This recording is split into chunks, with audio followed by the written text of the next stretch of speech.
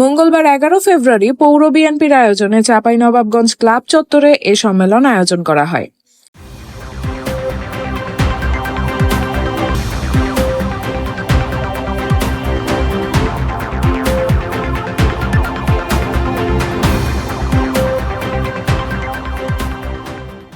পৌর বিএনপির আহ্বায়ক সারোয়ার জাহানের সভাপতিত্বে প্রধান অতিথির বক্তব্য রাখেন রাজশাহী বিভাগ বিএনপির সাংগঠনিক সম্পাদক অ্যাডভোকেট সৈয়দ শাহীন শওকত।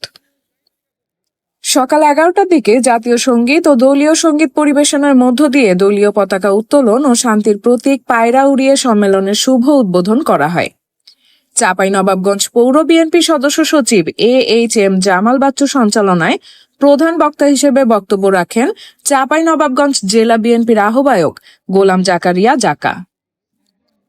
বিশেষ অতিথি হিসেবে আরও বক্তব্য রাখেন চাঁপাইনবাবগঞ্জ জেলা বিএনপি সদস্য সচিব আলহাজ রফিকুল ইসলাম চাইনিজ, সিনিয়র যুগ্ম আহ্বায়ক রফিকুল ইসলাম টিপু, যুগ্ম আহ্বায়ক কামরুল আরেফিন বুলু, জেলা ছাত্র দলের আহ্বায়ক মোহাম্মদ ইউসুফ রাজা, জেলা যুব দলের সিনিয়র যুগ্ম আহ্বায়ক মোহাম্মদ ফারুক হোসেন, যুগ্ম আহ্বায়ক মোহাম্মদ হাসান ইমতিয়াজ প্রমুখ।